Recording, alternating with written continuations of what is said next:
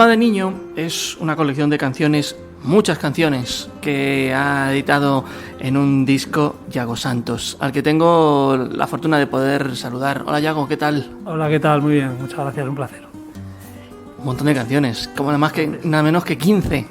¿Era un disco que requería muchas canciones o es que es un viaje por muchas cosas que esto tienen que entrar todas? Sí, al principio, a la hora de componer el disco, no me planteé el número de canciones, digamos que fue a posteriori, ¿no? Ha sido casi 10 años de proceso, entonces después, pues en el estudio ya dije, bueno, ¿qué es lo que tengo aquí?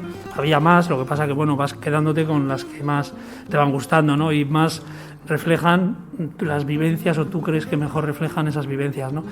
Y sí que son bastantes, dura algo más de una hora, pero bueno, sí. Yo creo que es bastante fidedigno en cuanto a lo que he vivido y me siento representado por esos temas. Te confieso que cuando me pasó Carlos la nota de prensa y vi el título del disco, pensé, ¿por qué Alma de Niño? Sí. Bueno, pues Alma de Niño es un homenaje, ¿no? Bueno, también tengo que decir, ¿no?, que fue una de las críticas que me hicieron durante un concierto que di en Hong Kong, recuerdo la periodista, ¿no? Y me referenciaba a mí, le parecía pues que le transmitía ese alma de niño. Ahí se me quedó, y luego a la hora de componer el disco y a posteriori me parecía bonito también pues homenajear a esa inocencia, ¿no?, esa ilusión, esa creatividad, ese ser creativo, ese niño que todos llevamos dentro, que por ejemplo en el tema de la música pues me parece fundamental, más que despertarlo, que no se duerma, ¿no?, intentar no dormirlo, y sobre todo, como te digo, en esos periodos creativos. Y por esa razón, aparte de a otras personas que también homenajeo en el disco, genéricamente a ese ser que todos llevamos dentro. Hay una cosa curiosa, que cuando uno tiene el disco físico en las manos, el disco es como muy oscuro, sí, pero cuando uno escucha las canciones son muy luminosas. Sí. Entonces, ¿cómo has trabajado con este contraste o por qué este contraste? Sí, bueno, teníamos barajamos varias opciones, ¿no? Estaba esa opción también de hacerla en color. Lo que pasa que nos parecía, hombre, el flamenco es una música que sigue, a lo mejor el cliché dice, ¿no?, bailable, muy tal, ¿no?, pero tiene un trasfondo muy espiritual, también muy trágico, por la propia historia del género, y justamente por ese contraste, ¿no?, al que has hecho tu referencia, ¿no? Sí que hay temas también, como el último tema de Tren del Olvido, que es un poco más triste, pero en general he querido que el disco tenga un equilibrio de emociones en el que el oyente pueda sentirse identificado en diferentes momentos de su vida e incluso del día, ¿no? Y el blanco y negro, el negro cualquiera, es también un homenaje a ese color que siempre está presente en los espectáculos, la ropa que llevamos siempre, y digamos que es una sensación además a través de la cual se compone muy bien flamenco. Hay un montón de palos de flamenco ahí, hay bulerías, hay tangos, ¿Con cuál de los géneros te has sentido más cómodo? O a nivel personal, ¿con cuál te identificas más? Bueno, cada palo, yo hablo muchas veces que se parece un poco a los ragas hindúes, ¿no?, que depende en qué momento del día, en un estado de ánimo. En el flamenco a mí personalmente me lleva mucho, me hace bailar mucho los palos rítmicos, y dentro de los rítmicos la bulería, ¿no?, sobre todo la bulería, ¿no?, porque a pesar de ser un ritmo, bueno, que puedes verlo de diferentes maneras, un 6/8, un 12/8, etcétera, pero es un ritmo que desde el principio me atrapó, además de ser el ritmo más difícil, ¿no?, del flamenco y de interpretar en un escenario, ¿no? Es un ritmo que encierra mucho misterio, mucha magia, y que nunca acabas de dominar. Por eso es que estamos enganchados a ese ritmo. Verdad. Cuéntame, ¿cómo se graba este disco? ¿Cómo ese fue el proceso de grabación? Porque no sé si tenías, además de estas 15 canciones que aparecen, había más en el tintero y hubo que hacer una selección, y con todo el dolor de tu corazón se quedaron algunas para mejor ocasión. Eso siempre, ¿no? Siempre quedan, porque hay temas que a lo mejor un día te gustan, otro día no te gustan, estás componiendo, en un momento dices qué bonito, pero luego no te gusta, no vale nada. Eso es un continuo, ¿no?, en el proceso. Entonces, de una canción que te gusta, quizás has hecho 10 o 15 o tal que no valen, ¿no? Este disco lo grabé en mi casa, en mi home studio en Sevilla. Había probado a grabarlo cuando estuve en Estados Unidos, dije, pues en Estados Unidos seguro que... Sin embargo, allí me encontré que, a pesar de tener muy buenos medios, no sabían, por lo menos con los técnicos que yo di, no habían mamado la guitarra, ¿no? Y yo, para ni mejor ni peor, pero ese sonido lo tenía, por lo menos esa primera línea, lo quise al final, opté por grabarlo en mi estudio, y a posteriori masterizarlo con Caco Refojo en PKO, ¿no?, que eso es lo que le ha dado ese empaque al sonido que buscábamos. Sí. Un disco en el que estás ahí prácticamente solo ante el peligro, sí, con palmas y todo, pero todo el peso del disco lo llevas tú. Sí. ¿Qué tan duro ha sido el proceso de producirlo y de plantearte todos los días, bueno, a ver, quiero que esto suene como quiero que suene? Bueno, el proceso de lo que es la grabación en sí no es tan duro, ¿no? Porque ya cuando tú sabes lo que quieres transmitir, ese mensaje lo dominas, te pones delante del micrófono y digamos, es un parto, ¿no? Lo duro es el proceso de la composición, porque es un martirio, o sea, es un proceso en el que te enfrentas a tus propias dudas, ¿no? A tus propios fantasmas, ¿no? Por eso el camino de la creación, yo a veces digo que es un trabajo contigo mismo. El crecimiento como músico, si no va acompañado con un trabajo personal, esto es una lucha interna, ¿no? Entonces no es tan duro en el sentido de técnicamente este pasaje me cuesta mucho, no. Es enfrentarte a tus propios miedos, a tus propias... Y lo que tratamos es ante eso no quedarnos ahí, sino crecernos, intentar ir hacia esa utopía, ¿no? Que nunca llegamos, pero que queremos ir hacia ella, y eso es para mí lo que es la creación. Sí, sí. Bueno, hay que decir que esta voz de este señor que nos está hablando ha viajado por un montón de sitios en el mundo, a veces muchos ni siquiera vinculados con el flamenco, como puede ser Nigeria, Sí, totalmente. pero da casualidad de que te encierras en tu propio home studio con, no sé, con toda esa intimidad, ¿no? De ese refugio que uno tiene, el ponerse a componer. Hubo que hacer un trabajo de introspección, de decir, bueno, me voy a quitar de todo lo que venga de fuera para mirar dentro de mí a ver qué encuentro. Totalmente, ¿no? Hace poco me hacían una pregunta en otra entrevista y me decían, ¿tienes algún sitio, digamos, predilecto para componer, ¿no? Y yo creo que ese templo mágico eres tú mismo, ¿no? Si tú puedes estar en el Caribe o en la playa, pero tú no estás en conexión contigo mismo, no sale nada. Y puedes estar en un apartamento pequeño, que es como yo lo hice, ¿no?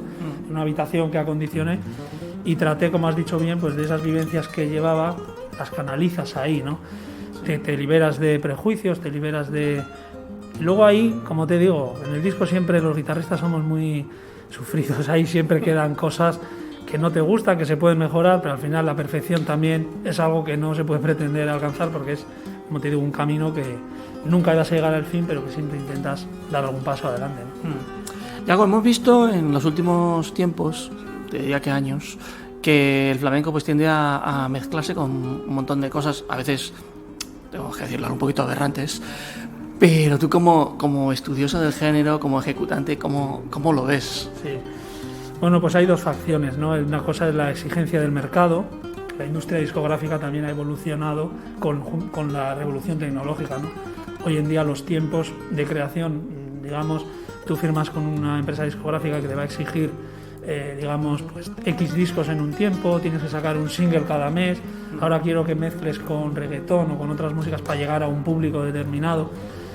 Si el artista es consciente de eso, da ese paso conscientemente para conseguir una serie de objetivos y sabe que a lo mejor pues le va a permitir una serie de cosas, yo no voy a juzgar, ¿no? Cada uno ya sabe bien lo que hace. Otra cosa es cuando hablamos estrictamente de la música, del resultado final y de lo que se está creando, ¿no?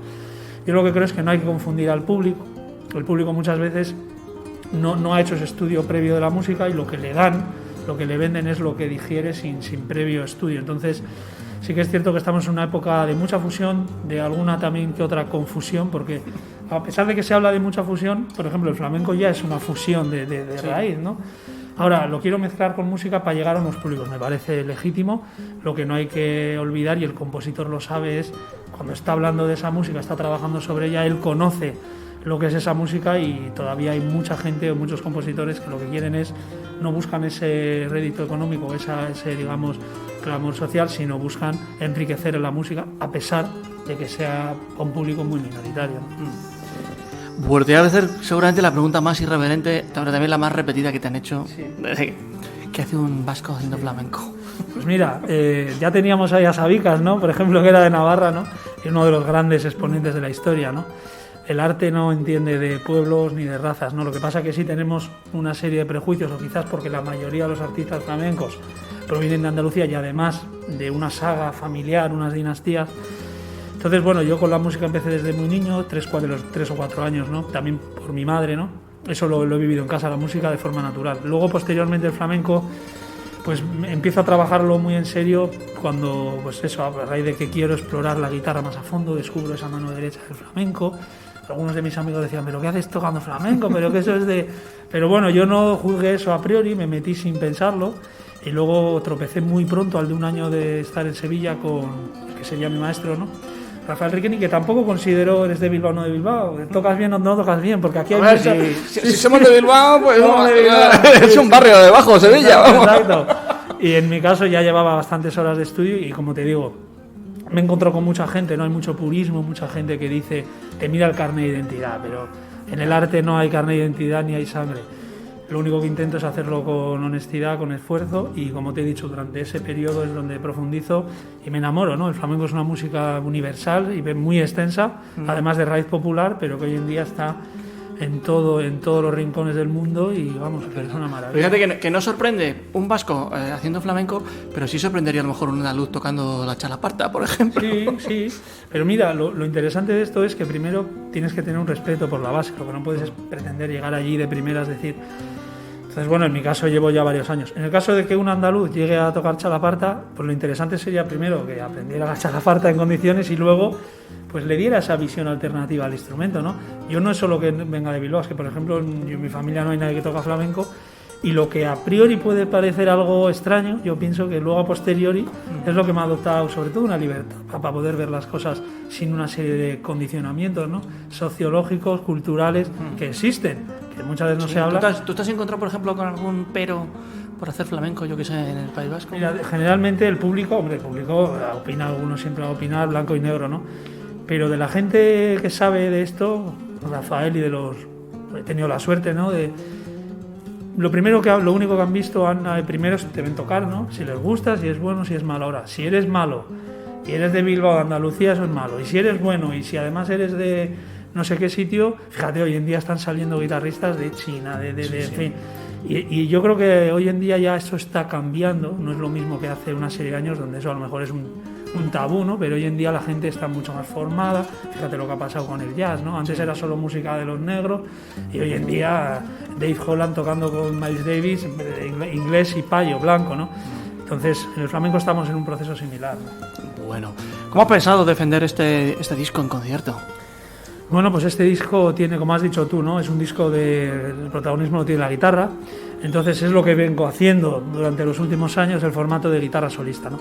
También es verdad que pues, determinados espacios, teatros o públicos requieren de tener formatos alternativos, entonces sí que me gustaría acompañarme de un grupo, siempre tener pues un poco de cante, pero el flamenco tan importante, ¿no?